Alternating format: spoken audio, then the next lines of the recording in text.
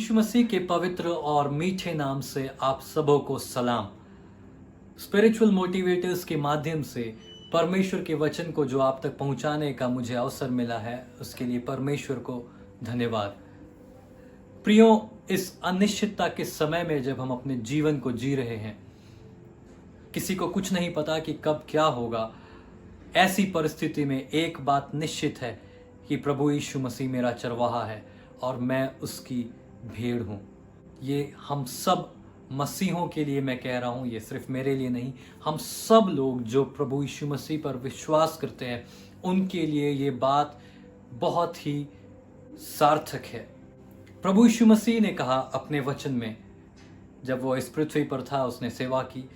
यूहन्ना रचित सुसमाचार उसका 10वां अध्याय उसका 27 और 28 में प्रभु यीशु मसीह इन बातों को हमें बताता है। वो इस प्रकार से कहता है, मेरी भेड़ें मेरा शब्द सुनती है, मैं उन्हें जानता हूँ और वे मेरे पीछे पीछे चलती हैं और मैं उन्हें अनंत जीवन देता हूँ। वे कभी नष्ट ना होंगी और कोई उन्हें मेरे हाथ से छीन ना लेगा। प्रियो, ये सुंदर वचन प्रभु यीशु मसीह ने अपनी भेड़ों के विषय में कहा है और मैं और आप प्रभु यीशु मसीह की भेड़ें हैं। यदि मैं और आप उस पर विश्वास करते हैं तो हम उन्हीं भेड़ों में से हैं जिनकी बात प्रभु यीशु मसीह यहाँ पर कह रहा है। उसके पहले अगर 26वें वचन में हम ये देखते हैं, प्रभु यीशु मसीह उन लोगों से बात कर रहा है जो उस पर विश्वास नहीं करते और वो कहता है, तुम मुझ पे इसलिए विश्वास नहीं करते क्योंकि तुम मेरी भेड़ों में से नहीं हो। अगर हम प्रभु यीशु पर विश्वास नहीं करते तो हम उसकी भेड़ों में से हैं ही नहीं। लेकिन यदि हम प्रभु यीशु मसीह पे विश्वास करते हैं तो हमारी कुछ खासियत है जो प्रभु यीशु मसीह स्वयं बताता है। वो कहता है कि मेरी भेड़ें मेरा शब्द सुनती हैं। प्रियो, प्रभु अपनी भेड़ों पर उस कॉन्फिडेंस को दिखाता है। प्रभु अपनी भेड़ों के विषय में उनके गुणों को बताता है कि मेरी भेड़ें मेरा शब्द सुनती है। क्या मैं और आप अपने प्रभु के शब्द को सुनते हैं? क्या मैं और आप अपने प्रभु के वचनों पर ध्यान लगाते हैं? क्या मैं और आप उसकी ओर कान लगाते हैं? क्योंकि आज कई लोग कई प्रकार की बातें करते हैं और हम उन सारी बातों को सुनते हैं और कई बार ऐसी परिस्थितियों में हम प्रभु की आवाज़ कम सुनते हैं और इस संसार की आवाज़ ज़्यादा सुनते हैं। अगर मैं और आप उस पर विश्वास करते हैं तो आइए इस बात को हम अपने जीवन में ठान लें कि हम प्रभु की ही आवाज़ को सुनेंगे। और उसके बाद प्रभु यीशु मसीह कहता है कि मैं उन्हें जानता हूँ। ये बहुत ही सुंदर बात है जो प्रभु यीशु मसीह ने अपनी भेड़ों के विषय में कहा है। वो कहता है कि मैं उन्हें जानता हूँ। संसार में लोग बड़े लोगों को जानने का दावा करते हैं और अपनी पहुँच लोगों को बताने की कोशिश करते हैं, लेकिन हमारा प्रभु एक ऐसा प्रभु है जो हमें जानता है, जो हमें जानता है। हम तो उसे जानते ही हैं, लेकिन हमारा प्रभु भी हमें जानता है। प्रियो, हमें इस बात का हियाव होना चाहिए कि मेरा प्रभु मुझे जानता है और जब मेरा प्रभु मुझे जानता है तो एक काम और मुझे और आपको करना है। जब हम उसकी आवाज़ को सुनते हैं तो हम उसके पीछे पीछे चलने वाले बने। हम सिर्फ उसकी बातों को सुने ना, हम उसके से कामों को करें जो उसने किया। हम उसके बताए हुए रास्ते पे चले, क्योंकि ऐसा करने पे ही हम उसकी भेड़ें होने पाएंगे, हम सच्चे विश्वासी होने पाएंगे। पहली बात जो हमें सीखना है वो ये कि हम प्रभु की भेड़ें हैं और उसकी भेड़ें यदि हम हैं तो हम विश्वासी हैं। और जब हम विश्वासी हैं तो हम उसके शब्द को सुनते हैं और हम उसके पीछे पीछे चलते हैं। और जब हम ये करेंगे तो प्रियो, निश्चित जानिए कि प्रभु की नज़रों में हम रहेंगे। प्रभु ये कहने पाएगा कि मैं अपनी भेड़ों को जानता हूँ। दूसरी बात जो प्रभु यीशु मसीह हमें वायदा करता है वो ये, प्रभु कहता है और मैं उन्हें अनंत जीवन देता हूँ। हमारी आशा अनंत जीवन की आशा होनी चाहिए प्रियो, क्योंकि यूहन्ना 3:16 में क्या लिखा है ये हम सबको पता है। प्रभु का वायदा अनंत जीवन का वायदा है।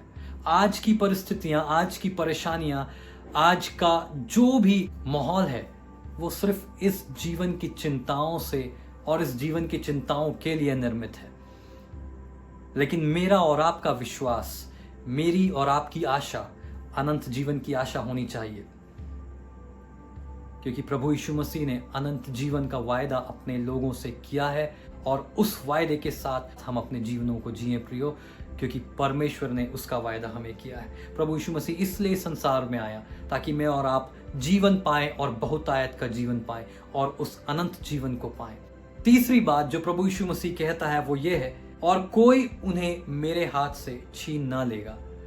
प्रियो, प्रभु यीशु मसीह अपनी भेड़ों के विषय में इस वायदे को करता है कि कोई भी उन्हें अर्थात मुझे और आपको उस परमेश्वर के हाथ से, उस प्रभु यीशु मसीह के हाथ से छीन नहीं सकता।